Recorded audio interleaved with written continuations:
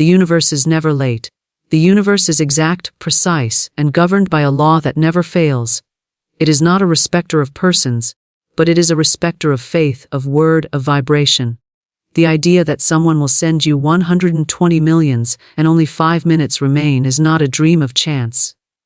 It is the divine spirit whispering that wealth, abundance, and miracles move swiftly when you are aligned with the higher law. What is delayed for years in human effort can arrive in a moment through divine channels. Money is a symbol, and symbols move according to thought. Every coin, every bill, every figure written upon a check, every transfer of digital wealth is first conceived in the invisible, the realm of mind and imagination.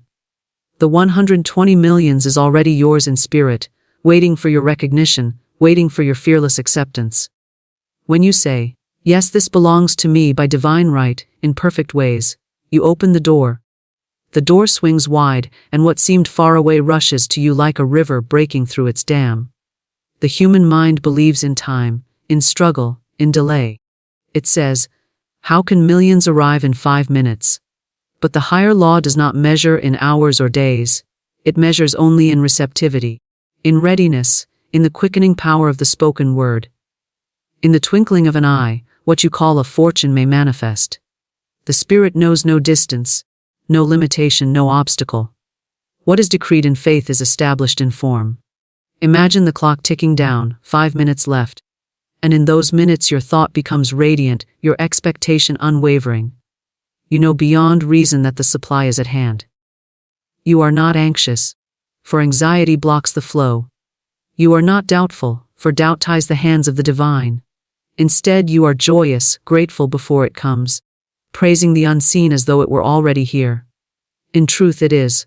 Wealth moves by channels known and unknown, and often the blessing arrives from a direction you least expect. Perhaps a letter, a message, a transfer, a gift. Perhaps through the hand of one person, or through many. But do not concern yourself with the method. Leave the manner to infinite intelligence. Your part is to prepare the ground of your heart, to clear away resentment, fear, and disbelief, to hold fast the picture of overflowing riches and declare it real. The 120 millions is not a fantasy, it is substance clothed in numbers. Those numbers are a garment for the infinite abundance of spirit. You are worthy of it. You are chosen for it. You are prepared for it. Money in great measure comes to those who dare to accept without trembling, who dare to claim without apology, who dare to believe without sight. And when you stand in faith, the law rushes to fulfill itself. 5 minutes is more than enough for a miracle, for with the divine, the miracle is the natural order, and supply is swift as thought. Wealth is already yours in spirit, awaiting recognition. This truth is as ancient as the universe itself, and yet it feels new each time one dares to grasp it. In the invisible realm, where thought is seed and imagination is soil, all things exist in perfection, already formed, already waiting for the individual who will step forth in bold recognition.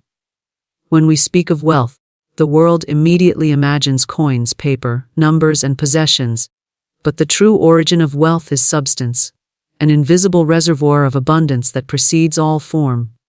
Before the first coin was minted, before the first transaction was written in ink, wealth existed as an idea in the divine mind, and it still flows endlessly, without interruption. In that higher realm, the common mind looks outward for wealth, thinking it must be pursued, earned with strain, or wrestled from others in competition. Yet the higher law teaches that what you seek outwardly is already complete inwardly. You do not chase wealth, you awaken to it.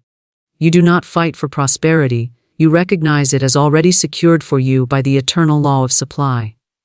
This recognition is not a vague wish, nor a fleeting desire.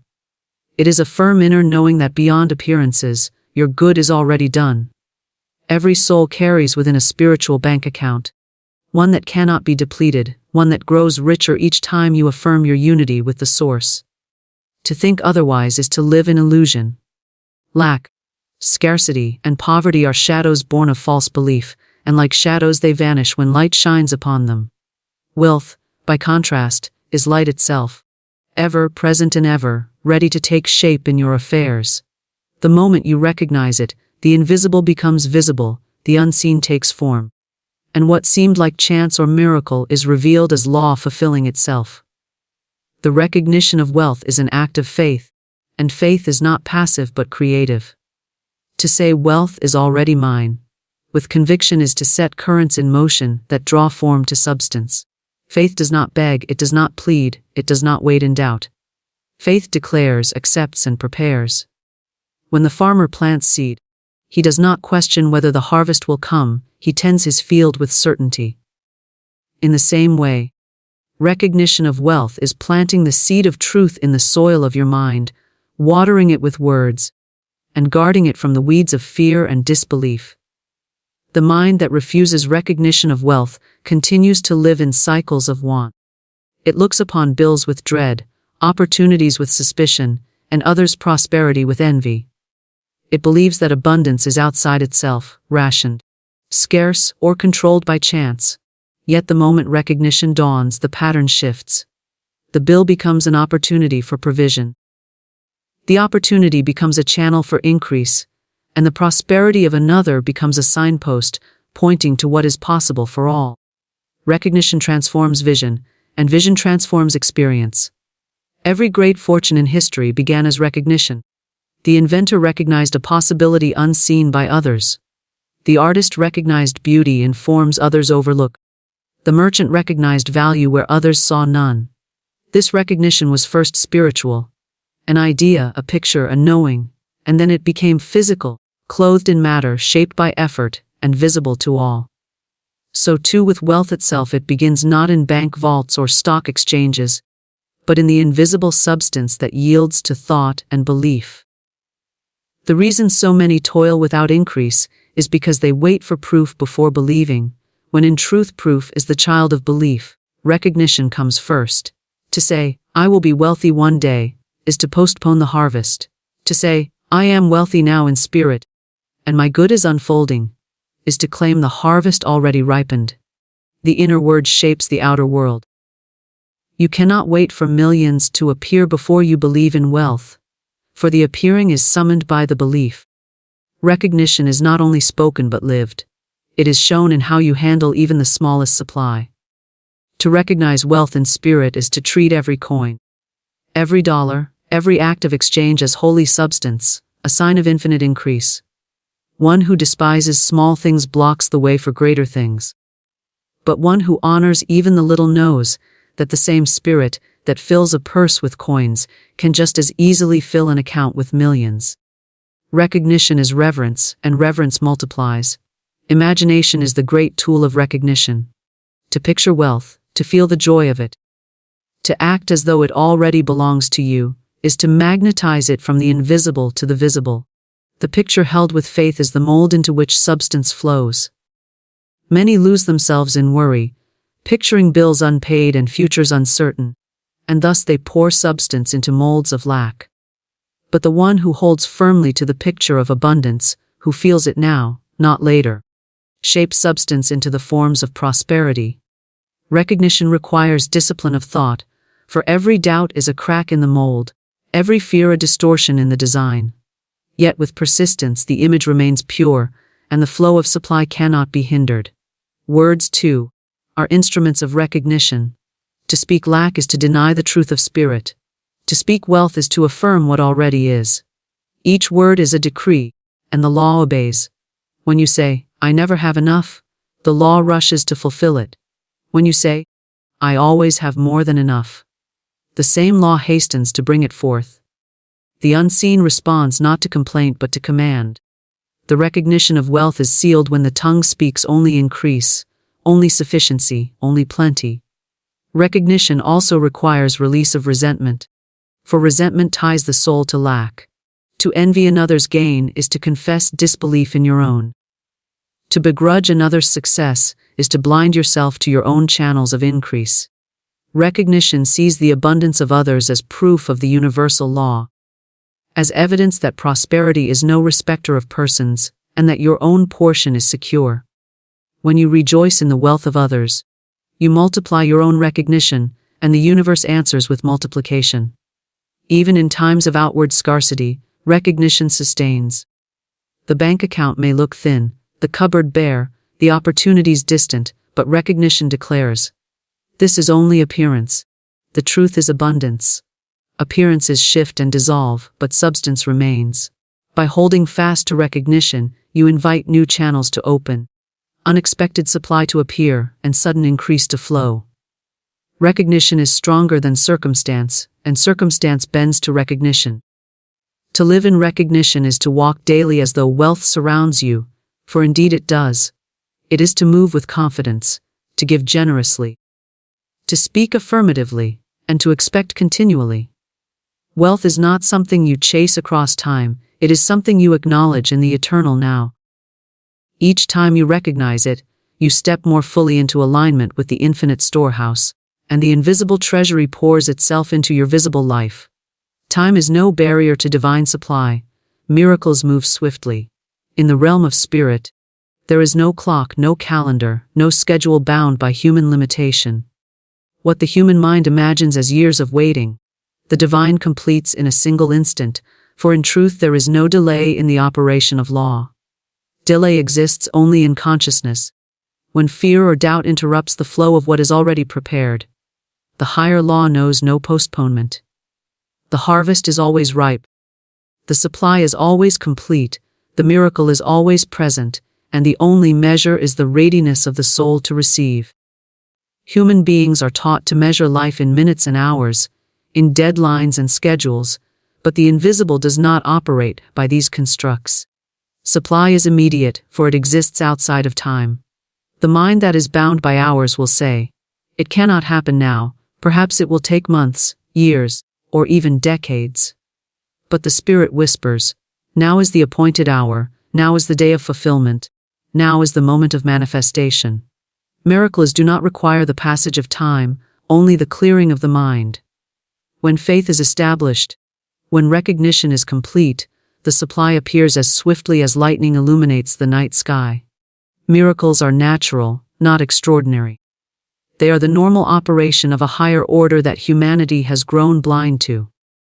Just as a seed bursts forth when the season is right, so too does supply appear the moment the conditions of belief are ready. A seed does not struggle to grow, it simply waits for alignment with soil, water, and sun. Likewise, abundance does not struggle to manifest, it waits only for alignment with thought, word, and expectation. Time does not delay it, for spirit does not know time. Spirit knows only readiness. Many lives are lived in waiting, not because the law is slow, but because the individual consciousness has not yet released resistance.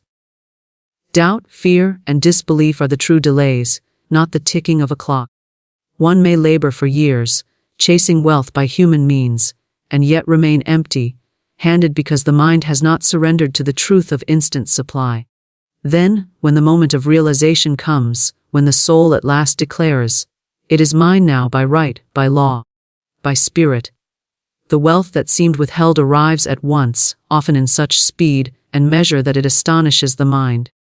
What appeared impossible for decades is fulfilled in minutes, not because the miracle was slow to arrive, but because recognition was slow to open. Time itself is an illusion created by the human mind to measure change, yet spirit is changeless and eternal. In this eternal state, all supply already exists, all abundance already formed, all good already complete. You are not waiting for the future to bring wealth. Wealth is waiting for you to awaken in the present. The present moment holds every treasure, for in the timeless now all things are finished. The idea of needing years to accumulate, build, or achieve is the belief of the material world, but the spiritual world holds that what you recognize now is what manifests now. When you say, it may take time, you bind yourself to the chain of delay. When you say, it is mine already, you set yourself free into instant manifestation. Miracles move swiftly because they bypass the slow machinery of human reasoning. Reason insists upon steps, upon processes, upon probabilities. Spirit cares nothing for probability, for it deals in certainty. The sudden appearance of supply, the unexpected windfall, the unforeseen blessing, all of these are the natural expressions of a law that works outside the bounds of calculation. When faith calls, The miracle responds immediately, regardless of whether reason deems it possible. To spirit, nothing is too sudden, nothing is too large, nothing is too difficult. The swiftness of supply often startles those who are unprepared. They believed perhaps in a gradual increase, a slow unfolding, a trickle before the flood. Yet the law does not trickle, it pours. The harvest does not come one grain at a time, it bursts forth in abundance. In the same way, the supply of money, opportunity, and favor often appears suddenly, as though overnight. To the untrained mind, this feels miraculous, but to the awakened soul, it is simply law fulfilled without resistance. The idea that miracles take time is rooted in human habit. The mind has been conditioned to struggle, to work, to earn through sweat and effort. It cannot comprehend that spirit bypasses all limitation. The law is effortless. The tree does not strive to bear fruit, it simply abides in its nature, and the fruit appears. The river does not struggle to flow, it moves naturally along its course. Likewise, supply does not struggle to arrive, it flows without hindrance when belief is aligned. The miracle is not forced, it is allowed. When allowed, it rushes swiftly, unhindered by hours or years. The swiftness of divine supply reveals itself most clearly in moments of great faith. When all human help is gone, when the deadline approaches, when nothing visible remains, the miracle often appears in its most dazzling speed. A debt paid at the last hour, a door opened when all seems shut, an answer arriving just before the need becomes unbearable. These are not coincidences. They are proofs that the law of supply is not bound by human schedules, but by divine timing, which is always perfect and always now. Those who live in constant expectation of swift supply see it often. They do not say, "It will come someday." They say, "It is coming now." They look upon the passing of minutes not as delay, but as the countdown to manifestation. They carry within a vibration of immediacy, knowing that the universe is never late, never hesitant, never reluctant. The universe responds in the moment the soul is prepared, and the response is always swift. Miracles move swiftly because the divine delights in demonstration. Spirit does not dole out crumbs or delay its gifts to test endurance. Spirit moves in suddenness, in overflow, in shock and wonder, because its nature is abundance. The swiftness is proof of the reality of law, evidence that what belongs to you cannot be postponed when faith is established. What seems too fast for reason is the perfect speed of spirit. To the one who believes, it is natural that millions may appear in minutes, that opportunities may open instantly, that wealth may change hands without notice. To the one who doubts, such things seem impossible, and thus they remain impossible. Time is no barrier, for spirit knows no barrier. The supply of wealth is like light. The moment you open the shutters, light floods in. It does not wait politely at the threshold, it rushes in with instant brilliance. The moment faith opens the shutters of the mind, supply pours forth in the same manner, immediately, fully, and without hesitation. What takes years in darkness is fulfilled in moments of light. The swiftness of the miracle is its natural pace, for spirit has no delay in giving and no reluctance in bestowing. Gratitude and faith open the door to abundance. Within the unseen storehouse of the universe lies every good thing prepared, every treasure complete, every supply waiting for the call of recognition. Yet the key that swings the door wide is not striving, not struggle, not anxious labor, but the simple yet powerful attitude of gratitude joined with unwavering faith. Gratitude is the song of acknowledgement, the declaration that the gift is already given, while faith is the inner sight that sees beyond appearances into the reality of abundance already secured. Together they form a magnetic current, drawing wealth, opportunities, and miracles into the visible world with ease. Gratitude is not mere politeness or courtesy. It is a force, a vibrational current that aligns the soul with the flow of increase. When you give thanks for what you have, you multiply it. When you give thanks for what is unseen, you hasten its manifestation. Gratitude affirms that the supply is real, present, and trustworthy. To complain is to shut the door, to dwell in lack, to affirm absence. But to give thanks, even in the midst of apparent lack, is to declare that Spirit has already provided, and that provision is unfolding now. Gratitude does not wait for the evidence, it creates the evidence. Faith, on the other hand, is the power that sustains gratitude. Gratitude without faith is shallow, easily shaken by appearances. Faith without gratitude can become rigid, a mere demand upon the law. But together they form the perfect pair. Faith sees the invisible. Gratitude praises it as though it were visible. And the universe responds by making it visible. Faith is the root, gratitude is the blossom, and abundance is the fruit. Consider the individual who awakens each morning with the words, "Thank you for this day. Thank you for the wealth that flows to me. Thank you for the unseen supply that is even now rushing into my life." This individual may not yet see riches in their account. Yet by speaking gratitude as a decree, they are affirming possession in the invisible. Faith undergirds the words, knowing that Spirit cannot fail to respond. Soon circumstances shift, opportunities appear, channels open, and what was once only praised in faith becomes manifested in form. Gratitude has called it forth, and faith has held it steady. The ungrateful heart lives in perpetual lack. It notices only what is missing, it complains of what it does not have, and in doing so, it multiplies scarcity. Every complaint is a declaration of insufficiency, and the law fulfills what is declared. Gratitude reverses this curse.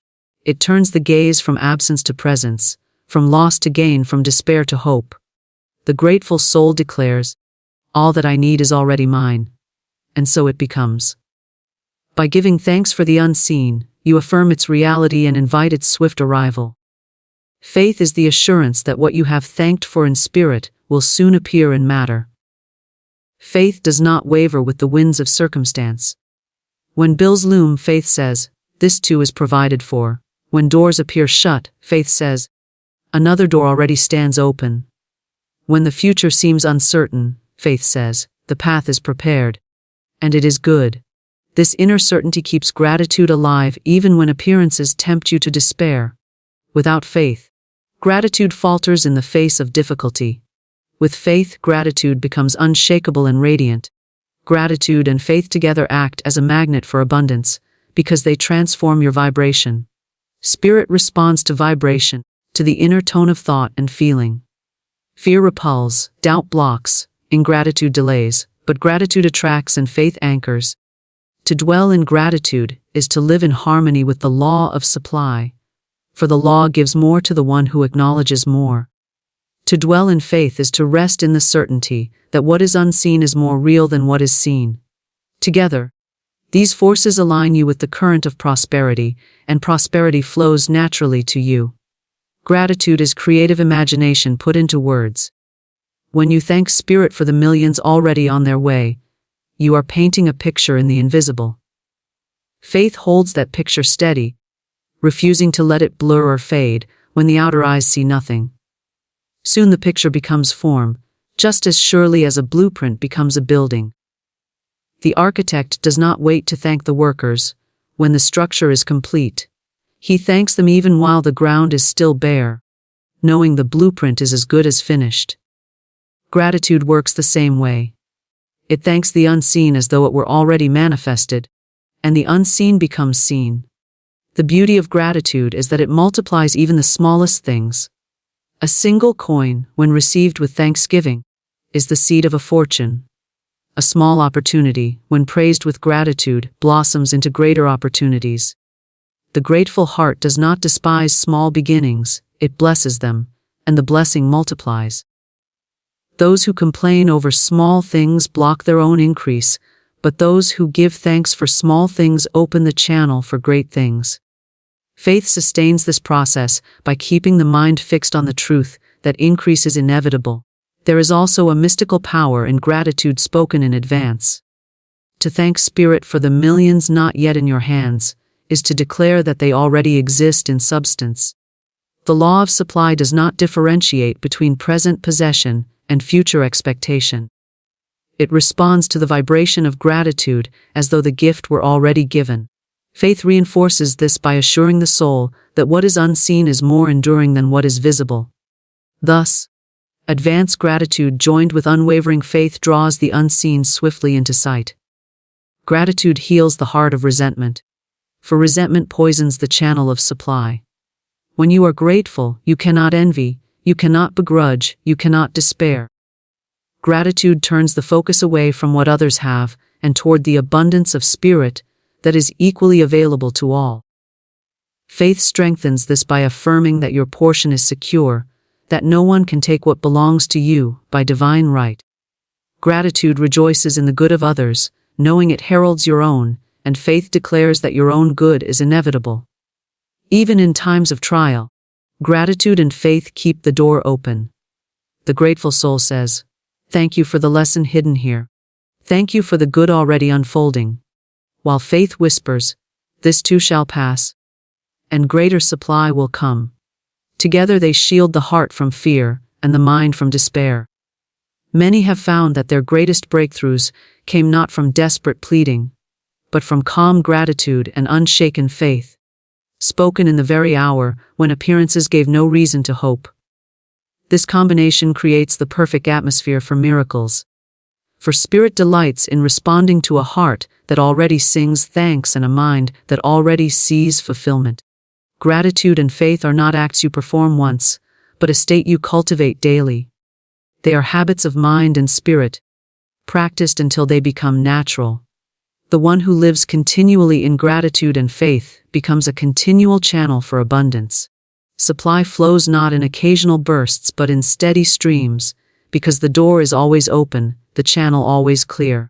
Gratitude and faith are the posture of one who knows the law, trusts the law, and rejoices in the law. When held steadfastly, they become the greatest secret of wealth, for they keep you aligned with the infinite storehouse, where abundance is already prepared, waiting only for your recognition.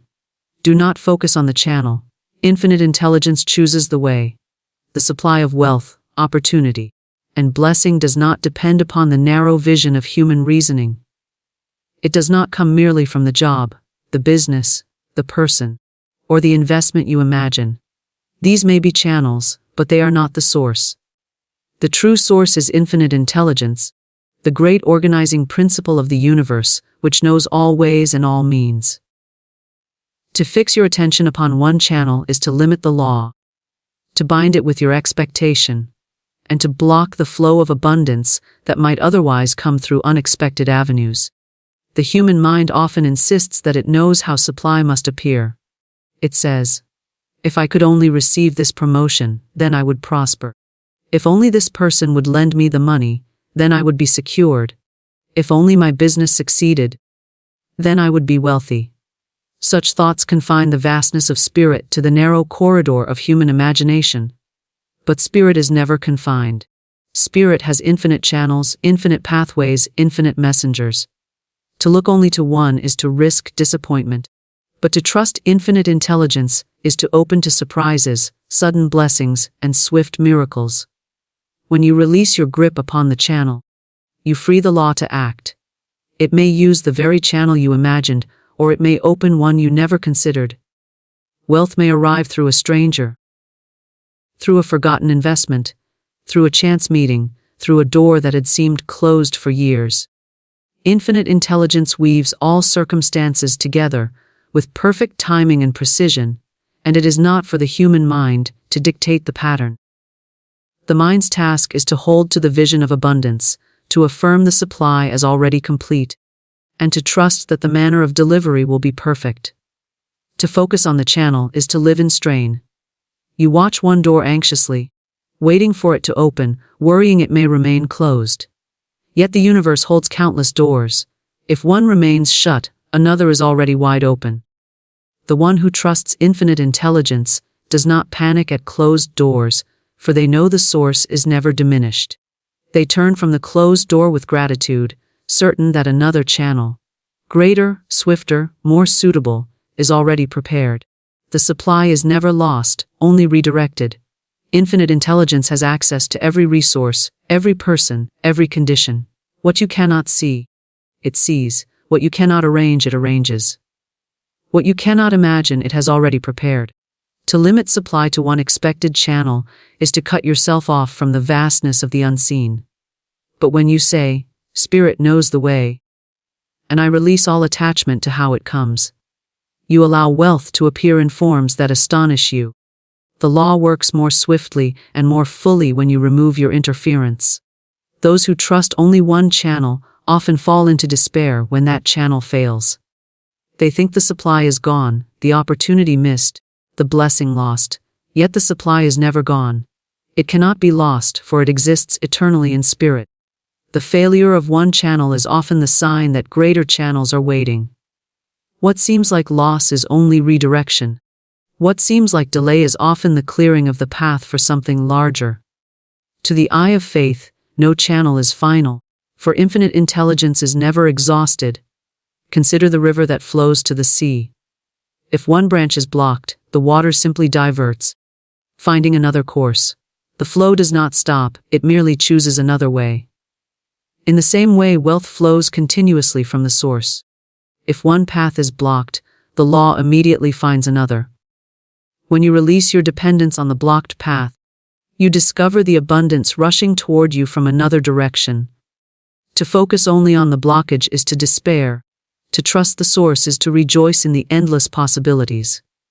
Infinite intelligence delights in unexpected ways. It may answer through what appears to be coincidence, through the generosity of another, through a sudden inspiration, or through a reversal that turns into blessing. These surprises are the signature of spirit, which works beyond the narrow logic of the mind. The one who insists upon a particular channel often misses these signs, for their gaze is fixed too narrowly. But the one who trusts the law notices the hidden threads of blessing, sees the pattern unfolding, and marvels at how perfectly the supply appears from the least expected direction. Faith is required to release attachment to the channel. Faith says, "My good is secure, though I know not how it will arrive." Faith rests in the certainty of supply, while the mind frets over details. Faith allows infinite intelligence to act, knowing that its wisdom surpasses human reasoning. To cling to the channel is to live in worry. To release it is to live in peace. When you say, "Spirit is my supply, and I welcome it in perfect ways," you cease to block the current, and the abundance flows unhindered. There is great freedom in releasing the channel. You no longer strain to control people, circumstances, or events. You no longer live in fear of losing a job, a client, or a source of income. You know that even if one stream dries up, the river itself is endless, and another stream will soon appear. This freedom allows you to live generously, to give freely, to act boldly. For you are no longer bound by dependence upon one source. Your trust is in the infinite, and the infinite never fails. Infinite intelligence may use the most ordinary channel in extraordinary ways. A simple conversation may lead to wealth. A forgotten contact may open a door. An overlooked talent may become a source of income. The manner is always precise, always perfect, always beyond what the mind could calculate. To dwell upon one imagined path is to blind yourself to these possibilities. To release and trust is to awaken to the infinite creativity of spirit, which delights in surprising those who believe. When you demand a specific channel, you narrow the flow. It is as though you ask the river to pass only through one pipe, while countless others stand ready to carry its water. But when you release the demand, the river flows wherever it finds the greatest ease, rushing toward you in the swiftest, fullest measure. Infinite intelligence does not require instruction, it requires only permission. Your permission is given when you cease to dictate the way and begin to affirm only the certainty of supply. The great truth is that your wealth does not depend upon one person, one job, one opportunity, or one investment. These are instruments, not the source. The source is infinite and eternal. When you remember this, you cannot be shaken by appearances. Even if every visible channel were to vanish, the invisible source remains, and it will open new channels in perfect timing. To live in this certainty is to live free from fear, free from desperation, free from disappointment. It is to know that the law is always at work, that supply is always secure, and that the ways are infinite. Daring to claim boldly is the key to great riches. The universe responds not to hesitation, not to timid requests, not to weak affirmations, but to bold, unwavering declarations of truth. When you stand in the authority of spirit and declare that the wealth, the abundance, the opportunity, the prosperity you seek is already yours by divine right, the law moves into action with swiftness and certainty. To whisper faintly is to half believe, and the law mirrors that half belief with partial results. But to claim boldly is to strike the note of certainty, to sound the tone of possession, and the invisible substance of abundance rushes to fill that note with form. The timid soul waits, hoping, wishing, fearing that its claim may be too much.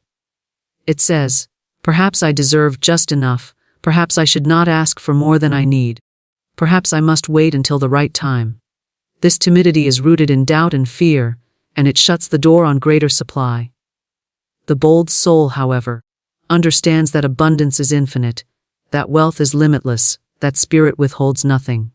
It dares to speak large decrees, to claim fortunes, to affirm prosperity without apology. And because it dares, it receives. Boldness is not arrogance. It is alignment with the truth of your divine inheritance. To claim boldly is not to grasp selfishly, but to acknowledge that all good is already prepared and that you are worthy of it. When you say, "I claim my millions now. I claim perfect opportunities now. I claim overflowing abundance now," you are not demanding against the law, you are affirming with the law. The law responds to your boldness because it recognizes authority. Spirit delights in those who believe so completely that they claim without wavering. Throughout history, those who achieved great riches were those who dared to claim what others considered impossible. They looked not at limitation but at possibility. They refused to speak in half measures. They envisioned boldly, acted boldly, and declared boldly. Their wealth was not the result of timidity but of daring. The timid might have waited, but the bold pressed forward with conviction. The law favors conviction, for conviction is faith made visible. To claim boldly is to speak as though it is already done. It is to say, "I am wealthy now," not, "I will be wealthy one day." It is to say, "This fortune is mine now," not, "Perhaps it may come in the future." The bold claim does not leave room for hesitation, for hesitation weakens the vibration. Spirit responds to firmness, to finality, to the unwavering tone of authority. When you claim in this way, you create a mold so clear, so definite, that substance must fill it. Many hesitate to claim boldly because they fear they are unworthy. They believe they must earn, struggle, or prove themselves before wealth may come. Yet the truth is that wealth is your divine birthright, not a prize to be won through toil. The bold soul recognizes this truth and acts upon it. It does not apologize for its abundance, nor does it shrink from claiming it. It stands firm, knowing that what it claims is already secured in spirit, and that claiming is the act of aligning with what already exists. The act of bold claiming transforms the mind. Each declaration strengthens the conviction, and each conviction strengthens the vibration. Soon, the individual begins to carry themselves differently, to expect differently, to act differently. They speak with authority, move with confidence, and live with assurance. Opportunities are drawn to such a soul, for abundance is attracted to boldness. Where timidity repels, boldness attracts. Where hesitation delays, boldness accelerates. The key is in the courage to affirm without fear, to speak without doubt, to declare without apology. Boldness also silences the voice of fear. When fear whispers, "What if it does not come?" boldness replies, "It is already here." When fear says, "You are asking too much," boldness replies, "There is no measure too great for spirit." When fear warns, "You will be disappointed," boldness answers, "The law cannot fail." Each bold declaration overcomes fear and establishes faith more deeply. The more you claim boldly, the less room fear has to speak, and soon your inner world becomes an atmosphere of certainty. Claiming boldly also inspires action aligned with faith. When you say, "I claim great riches now," you begin to act as one who possesses them. You carry yourself with dignity, make decisions with confidence, and treat opportunities with seriousness. The law responds to this alignment by opening doors and arranging circumstances to match your claim. Bold words draw bold results, and bold actions seal them. To claim boldly is to stand against appearances. Even when the account is empty, you say, I am overflowing with abundance. Even when the opportunity has not yet shown itself, you say, the perfect opportunity is mine now. Even when circumstances appear unfavorable, you declare, all is working in my favor. Appearances shift according to declarations, and bold declarations shift appearances most swiftly. The outer world is a reflection of the inner claim, and the bolder the claim, the stronger the reflection. The law of abundance is impartial. It does not give more to some and less to others because of merit. It gives according to belief and claim. Those who claim little receive little. Those who claim much receive much. Those who claim timidly receive timidly. Those who claim boldly receive boldly.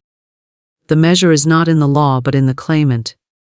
Infinite intelligence holds no limit, and so the limit is only what the individual dares to claim. To live in boldness is to live in expectation of miracles. Each day becomes a stage for demonstration. Each word becomes a decree of wealth. Each thought becomes a magnet for abundance. The bold soul no longer wonders if supply will come, it knows that supply is already here. It no longer asks timidly for crumbs, it sits confidently at the banquet of spirit and partakes freely. This boldness is not presumption. It is truth acted upon. Bold claiming also blesses others. When you claim wealth without apology, you demonstrate to those around you that they too may claim their good. Your confidence becomes their inspiration. Your demonstration becomes their encouragement. In this way, boldness spreads, and abundance multiplies not only for yourself, but for all who witness your example. Spirit is glorified when individuals dare to live boldly, for it reveals the fullness of the law in action.